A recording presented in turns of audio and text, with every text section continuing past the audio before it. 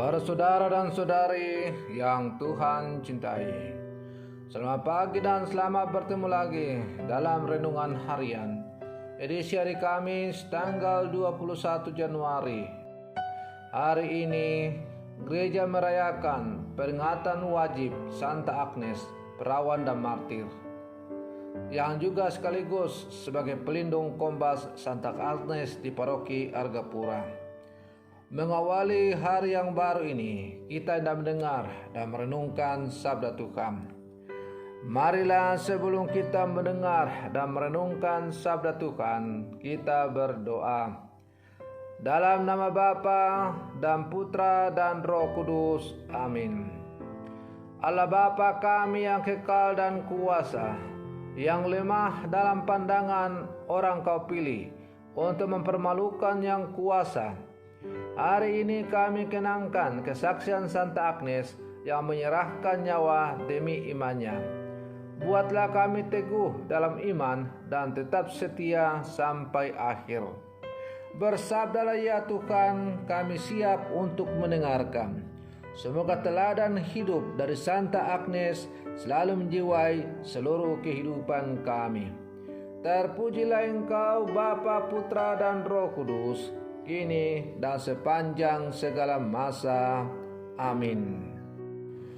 Para saudara dan saudari yang Tuhan cintai, sabda Tuhan yang hendak kita dengar dan kita renungkan pada pesta Santa Agnes, perawan dan martir dan pelindung kombas Santa Agnes, Paroki Santo Petrus dan Paulus Argapura, diambil dari Injil Markus pasal 3 ayat 7 sampai 12. Tuhan sertamu.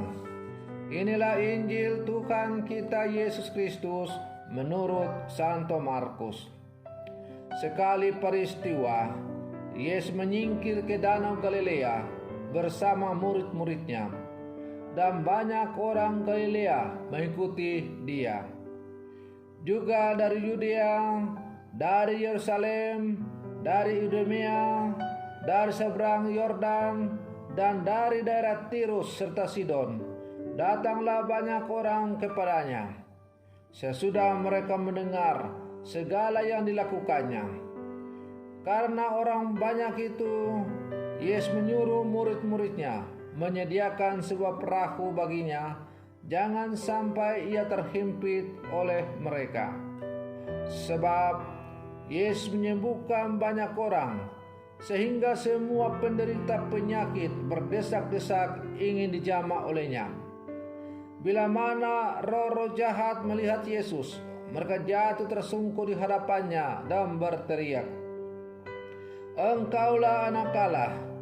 Tetapi dengan keras Yesus melarang mereka memberitahukan siapa Dia. Demikianlah Injil Tuhan.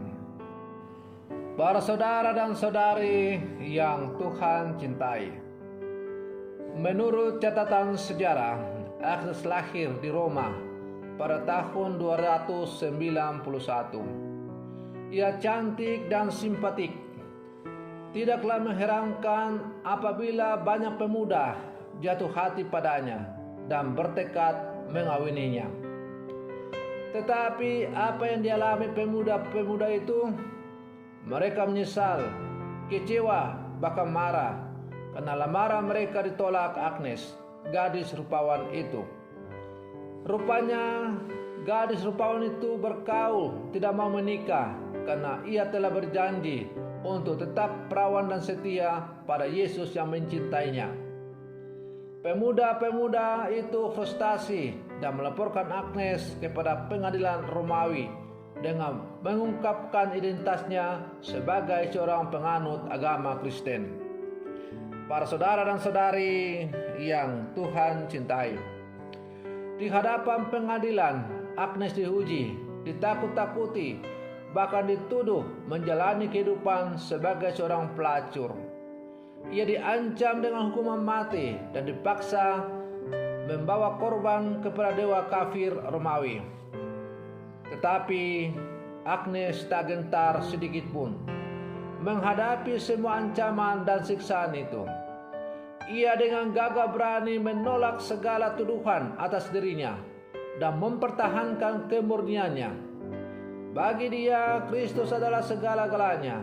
Dia yakin bahwa Kristus menyertai dan tetap menjaga dirinya dari segala siksaan atas dirinya. Para saudara dan saudari yang Tuhan cintai, akhirnya tiada jalan lain untuk menaklukkan Agnes selain membunuh dia dengan pedang. Kepalanya dipenggal setelah ia berdoa kepada Yesus mempelainya.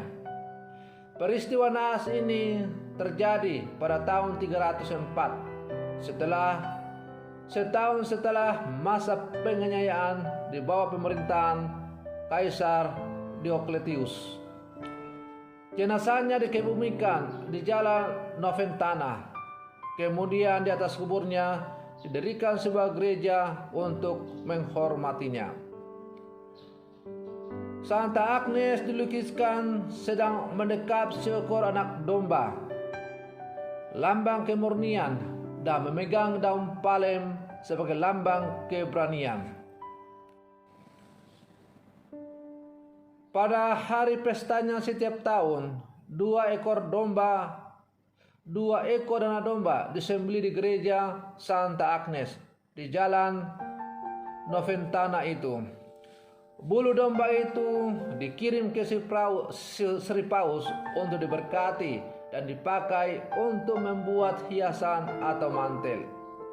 Hiasan dan mantel itu kemudian dikembalikan kepada uskup agung dari gereja itu untuk dipakai sebagai simbol kekuasaannya.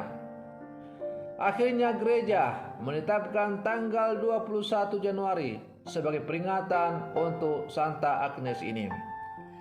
Para saudara dan saudari yang Tuhan cintai, apa pesan bagi kita sebagai murid-murid Yesus yang hidup zaman sekarang dengan cerita dari Santa Agnes ini? Santa Agnes rela mati demi menjaga kemurniannya terhadap janji kaulnya untuk tetap perawan demi imannya kepada Yesus Kristus. Maka semangat kemartiran dari Santa Agnes hendaklah menjauhi juga hidup kita setiap hari dalam kehidupan kita sehari-hari, sehingga semangat kemartiran demi kemurnian iman kita kepada Yesus tetap terjaga dalam seluruh kehidupan kita. Para saudara dan saudari yang Tuhan cintai, dalam bacaan Injil tadi kita mendengar begitu banyak orang yang berbondong-bondong yang datang dari berbagai tempat hanya sekedar untuk bertemu dengan Yesus dan dijamah. Mereka begitu menaruh harapan besar kepada Yesus. Dalam setiap pergumulan hidup mereka, setiap mereka mengalami beban-beban, mereka kini mengetahui dan mendengar bahwa Yesus adalah satu-satunya solusi jalan hidup mereka. Oleh karena itu, mereka rela berjalan jauh, menahan lapar, haus, berjalan kaki hanya untuk bertemu dengan Yesus yang ingin supaya mereka dibebaskan dari beban-beban hidup yang menghimpit mereka. Iman mereka kepada Yesus sungguh luar biasa. Nah, iman mereka itu akhirnya membawa pembebasan dalam hidup mereka. Maka Santa Agnes ini juga adalah salah satu orang yang rindu untuk selalu bertemu dengan Tuhan. Dan karena itu, sebagai orang yang selalu merindukan untuk selalu bersatu dengan Tuhan, maka ia rela untuk tidak mau menikah untuk seumur hidupnya, hanya supaya ia bisa memusatkan seluruh hidup, hati dan perhatiannya dengan Yesus.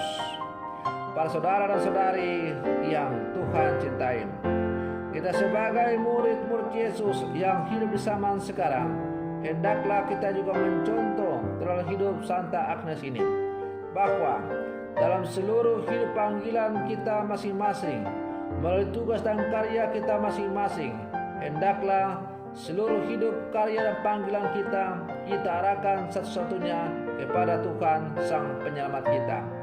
Hendaklah segala sesuatu yang kita lakukan dalam seluruh kehidupan kita, fokusnya adalah untuk semakin memuliakan Tuhan dalam seluruh kehidupan kita.